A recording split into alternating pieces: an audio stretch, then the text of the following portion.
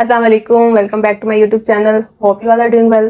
तो जनाब, जैसा कि आप सबको मालूम है कि कैफ का रिजल्ट आ चुका है मार्च 2023 अटेम्प्ट का, और आज हमारे साथ मौजूद हैं निम्रा ने अभी इसी अटेम्प्ट में कैफ क्वालिफाई किया है। और अच्छी बात और मज़ेदार बात यह है कि इन्होंने माशाल्लाह से इस अटेम्प्ट में 5 पेपर्स को अटेम्प्ट किया था और 5 को इन्होंने माशाल्लाह से पास किया है। और चलिए इनसे इनकी इस जर्नी के बारे में जानते हैं, इस कैफ की जर्नी के बारे में, और फर्दर इनके प्लान्स क्या हैं ये इसको लेके। Thank you so much Nimra for coming. और सबसे पहले तो हम आपके एजुकेशनल बैकग्राउंड के बारे में बात करते हैं। जैसा कि सब बच्चे most of the time medical background से बच्चे आ रहे होते हैं, और जो हमारे जूनियर्स हैं, जो पीआरसी के अवाम हैं या कुछ ऐसे स्टूडेंट्स हैं, वो जानना चाह रहे होते हैं कि जो बच्चे इस तरह की अचीवमेंट कर रहे होते हैं बेसिकली उनका बैकग्राउंड होता क्या है। तो सबसे पहले तो हमें अपने एजुकेशनल बैकग्राउंड के बारे में बताएं, फिर फर्दर हम लोग आपकी जर्नी के बारे में जानना चाहेंगे।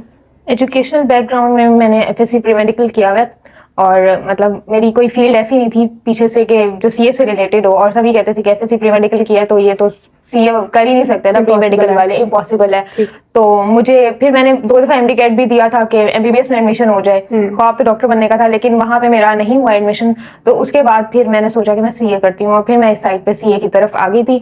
और उससे पहले एफएससी और मैट्रिक तक मैं बहुत अच्छी ब्राइट स्टूडेंट थी, कभी फेलियर भी नहीं देखा था, लेकिन सीए ने वो चीज भी दिखाई मुझे। ठीक। अच्छा, तो खैर मशवरा किसका था ये सीए को ज्वाइन करने का? बेसिकली आपका मशवरा ये ना मेरा अपना फैसला था कि मैंने सीए करना है, वरना मुझे फैमिली और रिलेटिव्स की तरफ से तो काफी अपोजिशन फेस करनी पड़ी थी कि नहीं, जब एमडी करने हुआ तो सीए कैसे होगा। खैर फिर मैंने कश्तियां जलाई अपना फैसला लिया और उस पर डटी रही। फिर मैंने कहा नहीं, मैंने सीए ही करना है, और फैमिली वालों को उस पर राजी किया था फिर। ठीक। अच्छा, तो हम लोग अगर बात करें आपके जब आ गई आप सीए में, तो हाउ इट स्टार्टेड कि एक्साइटमेंट तो होगी कि मैं सीए करने जा रही हूँ और जो मोटिवेशन आप लेके आई थी उसको किस तरह से आपने लेके अभी लेके चली हैं, और माशाल्लाह से इस बारे में थोड़ी सी, अगर हम आपकी कैफ की जर्नी से पहले एएफसी की जर्नी से शुरू करते हैं, कैफ सीए में आने से पहले, तो सीए में जो कैसे स्टार्ट हुआ, बेसिकली मैं ये जानना चाह रही हूँ सीए का जो आपका था। सीए फर्स्ट जो एएफसी की अटेम्प्ट थी मैंने जून 2021 में दी थी, और उस वक्त जैसे फैमिली वाले मुझे कह रहे थे कि ना करो सीए, तो उस वक्त यही मेरे माइंड में मोटिवेशन थी कि अब मतलब करके दिखाना है, क्योंकि सबने मुझे कह दिया नहीं हो सकता, तुम नहीं कर पाओगी। तो फिर मैंने सोचा कि नहीं, अब तो करके दिखाना ही है सबको। फिर अल्लाह का शुक्र है एएफसी तो पहली अटेम्प्ट में पास हो गया था, और इजी भी होता है, लेकिन असल स्ट्रगल तो कैफ में आके ही स्टार्ट हुई थी। और फिर मैंने कैफ में जब मैं आई तो मैंने फर्स्ट अटेम्प्ट कैफ की मार्च 2022 में दी थी, जिसमें मैंने 3 पेपर्स दिए थे। और तो आपको ऐसे जिसमें फेलियर का सामना करना पड़ा? जी, कैफ में आके तो मुझे पता लगा ना फेलियर होता क्या है। उससे पहले मैंने कभी फेलियर देखा नहीं था। जैसे मैंने कैफ में 3 पेपर्स दिए थे फर्स्ट टाइम में, तो उसमें मेरे 2 पास हुए थे और 1 पेपर मेरा फेल हो गया था। फिर मैंने सितंबर अटेम्प्ट दी थी, सितंबर 2022 में, तो उसमें मेरे 3 में से 1 पेपर पास हुआ और 2 फेल हो गए थे। फिर मैंने ये सोचा हुआ था कि इस तरह तो मेरा कैफ डिले होता जाएगा कैफ पास करना, लेकिन मैंने माइंड में बिठाया हुआ था कि मैंने मार्च 2023 में पास करके ही रहना, चाहे जो भी हो। फिर मैंने सोचा अब 2 जो फेल हो गए हैं वो भी उठाए मैंने, और जो 3 न्यू सब्जेक्ट्स थे वो भी उठा के मैंने 5 पेपर्स फिर मैंने मार्च 2023 में अभी दिए थे, और अल्हम्दुलिल्लाह क्लियर हो गया। जबरदस्त। अच्छा, तो सीनियर से मशवरे का क्या सीन है? सीनियर्स को बताओ, जो आप क्या समझती हैं कि मशवरा, मैं कहती हूँ मशवरा किसी से ना करें, किसी से भी नहीं, क्योंकि मुझे याद है एक दफा मैंने मशवरा किया था, तब एग्जाम्स में 1 महीना रहता था, और मैंने किसी सीनियर से मशवरा कर लिया कि मैं लॉ का पेपर दूं या ना दूं, और उन्होंने मुझे कहा कि नहीं हो सकता 1 महीने में। और मैंने सितंबर 2021 की अटेम्प्ट मैंने उसी वजह से मिस कर दी थी कि बस हो तो सकता नहीं है, फिर क्या फायदा। लेकिन उसके बाद तो मैंने जितने भी डिसीजन लिए ना, मैंने किसी से मशवरा किए बगैर लिए, और किसी को बताया भी नहीं कि मैं अब इतने पेपर्स देने जा रही हूँ और इतने देने हैं, कोई किसी से नहीं मशवरा किया, और बस चुप करके सेल्फ कॉन्फिडेंस रखो, अपने ऊपर कॉन्फिडेंस रख के, और फिर मैंने दिए थे एग्जाम्स, और बाद में मैंने रिजल्ट आने के बाद मैंने सबको बताया कि मैंने इतने एग्जाम्स दिए थे। Coming back to the point कि माशाल्लाह से जो 5 एग्जाम्स हैं, ये कोई it is not a piece of cake कि आप 5 एग्जाम्स उठा रहे हो, इसके लिए एक जिगरा चाहिए। तो वो जिगरा समझ लें कि कैसे इतना ज़्यादा हिम्मत आई आपके अंदर कि चलो मैं ये 5 एग्जाम्स उठाती हूँ, कोई जो होगा देखी जाएगी। तो क्या सीन था वो? हिम्मत, देखें आपको जितनी क्रिटिसिज्म फेस करनी पड़ती है ना, वही चीजें आपके लिए एज अ मोटिवेशन भी काम करती हैं। फिर जब मैंने 2 पेपर, तो ये तो फिर एक उन बच्चों के लिए मोटिवेशन वाली चीज है कि जो जरा सी किसी की सुन लेते हैं या जरा सा फेलियर बर्दाश्त कर लेते हैं, बर्दाश्त नहीं कर पाते, वो कहते हैं कि हम सीए छोड़ने जा रहे हैं, उन लोगों के लिए तो फिर ये मोटिवेशन का बायस हुआ। हाँ जी बिल्कुल। देखें वही मैंने जब 2 पेपर्स मैंने फेल किए थे और मेरा 1 पास हुआ था सितंबर 2022 में, तो उसके बाद मुझे इतनी क्रिटिसिज्म मिली थी कि तुमसे ये नहीं पास हुआ, कहा भी था सीए मत करना, नहीं हो रहेगा तुमसे पास, तुम टाइम ज़ाया करियो, इस तरह की चीजें। और फिर यही सारी बातें थी जिन्होंने मुझे मोटिवेट किया, और इन्हीं बातों को माइंड में रख के मैंने ये मुश्किल फैसला लिया था कि मैं 5 दूंगी अब, और मैंने क्लियर करने हैं मार्च में। तो ये वही चीजें थी जिन्होंने मुझे हेल्प किया, वो क्रिटिसिज्म सारी। ठीक है। अच्छा, अगर हम लोग बात करें सब्जेक्ट्स, चले माशाल्लाह हो गया आपका कैफ क्लियर हो गया, अब फर्दर हम लोग अगर पूछें आपसे जो बच्चे अभी कैफ कर रहे हैं, तो अगर हम इसके डिफिकल्टी लेवल की तरफ आ जाएं, जो कैफ का डिफिकल्टी कंपैरेटिवली एएफसी पीआरसी अब तो आ चुका है ना, तो जो कैफ है इसका डिफिकल्टी लेवल अगर मैं कहूँ कि आप रेट करें आउट ऑफ 10 जी, इनका डिफिकल्टी लेवल, अगर ग्रुप ए के FAR1 की बात की जाए, financial accounting and reporting, rate करें इसकी वजह से पासिंग रेशियो तो काफी कम होती है, सबसे ज्यादा कम इसी पासिंग रेशियो जा रही होती है। मैं इसको 8 10 में से 7 इसके। ठीक है जी। और उसके बाद आ जाता है business law, tax practices. Difficulty बतानी है ना कि कितना डिफिकल्ट है। एग्जैक्टली। ये इतना नहीं है, 3। और अगर कॉस्ट की बात की जाए, जिसका के रिजल्ट इस दफा सबसे अच्छा आया है लेकिन है वो मुश्किल, 8। ठीक है। अच्छा, आपको प्रैक्टिकल जो है सब्जेक्ट्स या थ्योरेटिकल सब्जेक्ट्स, इन दोनों में से कौन सा ज्यादा आपको लगा कि इजी सी है? मैं असल में ना थ्योरी मुझसे ना रट्टा लगता नहीं है। ठीक है। तो मुझे पहले ये लगता था कि मैं रट्टा नहीं लगा सकती, थ्योरी मेरे लिए बहुत बड़ा चैलेंज था।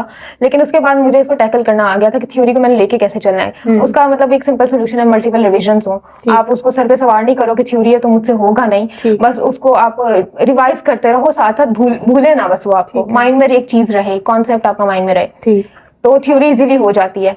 जो इस हिसाब से जो प्रैक्टिकल सब्जेक्ट्स थे ना, फिर उन्होंने मुझे टफ टाइम दिया था। थ्योरी मैंने टैकल कर ली। कंपैरेटिवली वो ज्यादा टाइम टेकिंग होते हैं ना आप लोगों की प्रैक्टिस के लिए। प्रैक्टिकल सब्जेक्ट्स टाइम भी बहुत ज्यादा लेते हैं, उनके लेक्चर्स भी, उनकी प्रैक्टिस भी, हर चीज पे टाइम ज्यादा लगता है। अच्छा, तो निम्रा हमें इस बारे में बताएं कि कौन सी ऐसी हैबिट्स हैं जो बच्चों को डेवलप करनी चाहिए, और ऐसे फीचर्स कौन से हैं जो बच्चों को लेके आने चाहिए सीए में स्पेशली, तो काइंडली इस बारे में बताएं। सबसे पहले तो मैं कहूंगी कि ये जो एक माइंडसेट बना हुआ है ना सबका, आप हर कोई कहता है कि सीए नहीं होता, बहुत मुश्किल है और पेपर्स पास नहीं होते, सबसे पहले ये माइंडसेट चेंज करें। क्योंकि जब हम कंटिन्यूसली ऐसी बातें सुनते रहते हैं ना, तो हमारे माइंड में ये चीज आ जाती है कि नहीं होना, मुश्किल है, तो हम लोग उतनी एफर्ट भी फिर नहीं करते कि जब होना ही नहीं है तो एफर्ट क्यों करें। सबसे पहले तो ये चीज मेरे ख्याल में माइंड से निकालें और बस मतलब पॉजिटिव सोचें कि हो सकता है। जब कई लोग कर चुके हैं सीए तो हम भी कर ही सकते हैं। दूसरा ये कि जो भी चीजें आपके हर्डल्स आ रही है ना आपकी स्टडी के दरमियान, जिस वजह से भी आपकी स्टडी कॉम्प्रोमाइज हो रही है, उसे बीच में से निकाल दें। चाहे वो सोशल मीडिया है, चाहे वो फ्रेंड्स के साथ टाइम ज्यादा गुजार के आप लोग टाइम वेस्ट कर देते हैं, जो भी चीज़ है उसे एटलीस्ट जब तक पेपर्स नहीं होते ना, उन चीज़ों को आप लोग साइड पे कर दिया करें।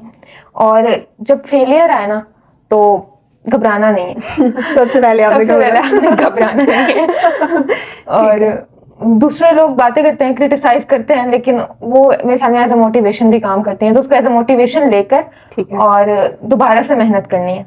ठीक हो गया। अच्छा, अगर हम लोग बात करें, अभी आपने बात की कि फेलियर को मैनेज करें, या मतलब अगर हम लोग बात करें आपके जो स्टडीज के दौरान हर्डल्स की, या किस तरह से करें, लाइक वो मोटिवेशन कहाँ से लेके आए? देखिए, सबसे पहले ना जब मैंने कैफ में आई थी, मैं सबसे पहले नई नहीं थी कैफ में, पता भी नहीं था किस टीचर से पढ़ना है, कैसे स्टडीज को मैनेज करना है, कुछ भी आइडिया नहीं था। सीनियर से सजेशंस ली थी पहली दफा, तो उसके बाद मैंने रिग्रेट किया। मुझे ये पता लगा कि सीनियर्स वगैरह से इतना मशवरा नहीं करना चाहिए, जो आपको ठीक लगे आप वो करो, जितने सब्जेक्ट्स आप चूज करना चाहते हैं आप वो करें, दूसरों से मशवरा ना किया करें। और बाकी यही के तो मशवरा आई थिंक उससे ले ले जो कामयाब हो चुका है ना, आई थिंक उससे बंदा ले, उससे ना ले जो नहीं। हाँ, ये बहुत चीज मैटर करती है कि आपके सोशल सर्कल में ऐसे लोग होने चाहिए जो सक्सेसफुल हों। एग्जैक्टली, ये मैटर करती है चीज। उनकी कंपनी में रह के ना आप लोग भी सक्सेस की तरफ जाते हैं। एग्जैक्टली, तो ये चीज कंपनी का असर तो होता है ना आपको। जी, तो मैंने भी फिर हर्डल्स को इसी तरह टैकल किया था कि एक तो उन लोगों से कांटेक्ट रखा था जो लोग मुझे पता था कि ये सक्सेसफुल हैं और ये मुझे मोटिवेट करेंगे। जहां से मुझे लग रहा था डिमोटिवेशन मिल रही है, मैंने वहां से कट ऑफ कर दिया। और यही करना चाहिए, मतलब आप लोगों की स्टडी में जो भी इस तरह की छोटी मोटी हर्डल्स होती हैं, हम उसको आइडेंटिफाई भी नहीं कर पा रहे होते, लेकिन उसी से आप लोग जो है ना सक्सेस की तरफ जाते हैं। ठीक हो गया। अच्छा, अगर मैं बात करूँ स्टडी आवर्स की, जी, तो कैफ में आप किस तरह से 5 सब्जेक्ट्स हैं ना, देखिए 5 सब्जेक्ट्स हैं, इनको लेके चलना it's a little bit difficult task. तो किस तरह से टाइम को मैनेज करती थी आप, ऑफ कोर्स अगर कॉलेज में आना जाना वो भी थोड़ा सा टाइम टेकिंग था, या ऑनलाइन की तरफ आप गई थी, तो इस हवाले से थोड़ा सा बताएं। अच्छा, इसमें ये था कि मेरे ख्याल में ऑनलाइन स्टडी ज़्यादा अच्छे से हो सकती ज़्यादा इफेक्टिव है। ज़्यादा इफेक्टिव है, आपका आने जाने में इतना टाइम नहीं वेस्ट होता और आप फुल टाइम फोकस देकर आप स्टडी कर सकते हैं। जहाँ से आपको नहीं समझ आता आप लेक्चर दोबारा भी देख सकते हैं, जबकि फिजिकल में इतनी आपको फैसिलिटी नहीं होती। तो ऑनलाइन स्टडी तो अच्छा हो सकता था, लेकिन मेरा एक ये इशू था कि मैं कॉन्टिन्यूसली घर में रह के पढ़ नहीं सकती, मतलब मैं थोड़ा सा मेंटली डिस्टर्ब हो जाती हूँ या थोड़ा अपसेट होने लग जाती हूँ, तो मुझे बाहर जाना होता है। तो इसके लिए मैंने ये किया कि मैंने एक ऑडिट का सब्जेक्ट था जो मैंने फिजिकल क्लास के लिए रख लिया कॉलेज में, बाकी चारों सब्जेक्ट्स मैंने ऑनलाइन किए थे। तो इससे था थोड़ी बाहर की आना जाना रहेगा, या थोड़ी मूड फ्रेश रहेगा, माइंड फ्रेश रहेगा, तो मैं अच्छे से स्टडी कर पाऊंगी। ठीक है। और पांचों सब्जेक्ट्स को एक साथ मैंने इस तरह किया था कि मैंने फुल टाइम ही स्टडी को दिया था, मतलब 24/7, और कोई एक्टिविटी नहीं थी मेरे पास इवन सारी सोशल एप्स भी मैंने डिलीट कर दी थी, व्हाट्सएप तक नहीं था मेरे पास, मतलब वो भी बिल्कुल साइड पे। तो इस तरह करके मैं फुल टाइम बस स्टडी को ही दिया था मैंने। ठीक हो गया। लाइक सिर्फ स्लीपिंग आवर्स निकाल के बाकी 16 घंटे पढ़ने। हाँ, अच्छा, स्लीपिंग आवर्स में भी ना फेब का जो मंथ था ना, मुझे नहीं याद पड़ता, मैं 4 घंटे से ज्यादा उस महीने में भी सोई थी। सही है। तो वहां पे मतलब स्लीप मेरी काफी कॉम्प्रोमाइज हुई थी फेब में। ठीक ठीक। तो फर्दर अब क्या प्लान है आपके, लाइक बिग फोर्स में जाने का, या प्लान करती हैं कि चलो अगर नहीं होता तो मैं दूसरी फॉर्म में चली जाऊंगी? अब तो ऐसा खैर आई कैप ने भी रिस्ट्रिक्शन लगा दी है कि आप 6 मंथ्स के अंदर आपने जी, तो क्या प्लान है देखिए इंडक्शन के हवाले से? सबका दिल करता है कि बिग फोर में जाएं, और जाहिर है मेरी भी ख्वाहिश यही है कि अल्लाह करे मेरा बिग फोर में हो जाए, जैसे अल्लाह ताला ने मेहरबानी मुझ पे कैफ में की है वैसे इंडक्शन के वक्त भी मैं बिग फोर में चली जाऊं। लेकिन ये कि मैं टाइम नहीं वेस्ट करूंगी कि अगर मेरा खुदा ना खास्ता बिग फोर में नहीं होता तो किसी ए कैटेगरी की फर्म, कोई और अच्छी फर्म है वहां पे भी मैं चली जाऊंगी, क्योंकि मेरे ख्याल में यहाँ पे आप जितना टाइम वेस्ट करेंगे उतना आप अपने सीए क्वालिफाई करने को डिले कर रहे हैं। तो यहाँ पे आपने टाइम ना वेस्ट करें, अच्छी फर्म में चले जाएं, ताकि आप सीए आगे जो फाइनल के एग्जाम्स है ना वो आप जल्दी से पास करके अपना सीए क्वालिफाई करने में फोकस होना चाहिए। ठीक। अच्छा निम्रा, डू यू थिंक कि हमारे जो टीचर्स हैं उनकी स्ट्रेटजीज और या सेल्फ स्टडी, अगर हम दोनों की बात करें, सेल्फ स्टडी या टीचर्स की स्ट्रेटजीज को लेके चलें, तो बेटर ऑप्शन आपको क्या लगता है? हम खुद ही सेल्फ स्टडी वाली साइड पे जाएं तो हम अच्छा पढ़ सकते हैं, या हम टीचर को सुन के, टीचर जो हमें कहे, जो गाइड करे, उस तरह से हम इसको लेके चले? तो क्या लगता है आपको, सेल्फ स्टडी का कोई रोल है कैफ के अंदर? देखिए, जो टीचर का मशवरा है ना, वो नो डाउट वो सबसे बेस्ट मशवरा होता है स्टूडेंट्स के हक में। टीचर हमेशा बेस्ट ही सोचते हैं, लेकिन वो एक एवरेज स्टूडेंट सबको सामने रख के सोच रहे होते हैं, जबकि मुझे अपना पता है कि मैं कितना कर सकती हूँ। ठीक है, तो मैंने उस हवाले से मैं ये कहूंगी कि हर इंसान को अपना पता होता है कि वो कितना कर सकता है। तो टीचर के आप लोग लेक्चर्स अच्छे से लें, टेस्ट जिस तरह टीचर्स कंडक्ट करवाते हैं वीकली टेस्ट, वो टेस्ट टाइम पर दें। उसके अलावा ये नहीं है कि आपने वो दे दिया तो इनफ है, बिल्कुल भी ऐसा नहीं होता। इस तरह करके मेरे ख्याल में शायद पास भी नहीं होता कि अगर मैं सिर्फ लेक्चर्स पे रिलाई कर लूं। ठीक है, प्रॉपर प्रैक्टिस के साथ, प्रॉपर प्रैक्टिस और प्रॉपर सेल्फ स्टडी, जब तक आप खुद टाइम नहीं देंगे ना बुक्स को आके, और आपको पता है हमारी कैफ की बुक्स इस तरह की हैं, सिलेबस ऐसे कि आपको कंटिन्यूअसली रिवाइज करना पड़ता है। आप उसको एक दफा याद करके टेस्ट देके छोड़ देंगे ना तो याद नहीं रहेगा, वो फिर भूल जाएगा। तो सेल्फ स्टडी का मतलब सारा रोल ही सेल्फ स्टडी का है कैफ में। ठीक हो गया। अच्छा, अगर हम लोग बात करें कौन से टीचर को आप क्रेडिट करना चाहेंगे कि इन टीचर्स ने मुझे बहुत हेल्प आउट किया है इस सब जर्नी में? प्रमोशन तो मकसद नहीं है, लेकिन आई थिंक कि बच्चे पूछते हैं, कुछ बच्चे पूछ रहे होते हैं कि हमें बताएं बेस्ट टीचर कौन सा मार्केट में है, या टीचर्स तो नो डाउट सारे बेस्ट हैं, लेकिन कुछ ऐसे टीचर्स होते हैं जिनके साथ ज्यादा बच्चे रिलेट कर पाते हैं, वो बच्चों को पढ़ाते हैं उन स्ट्रेटेजीज के साथ हैं। तो आपको क्या लगता है? अच्छा, एएफसी से लेकर अभी कैफ लेवल तक मैंने डिफरेंट सब्जेक्ट डिफरेंट टीचर से पढ़े हैं। एएफसी में मैंने online lectures sir Dawood Shahid का क्रैश कोर्स दिया था, और वो बहुत मतलब कमाल पढ़ाते हैं। क्यूएम उन्होंने बहुत जबरदस्त पढ़ाई थी। कैफ में जो है ना, हमारे काफी सारे टीचर्स जिनसे मैं इंस्पायर्ड भी हूँ और दुआएं भी देती हूँ कि उनकी वजह से मैं यहाँ तक पहुंच सकी हूँ।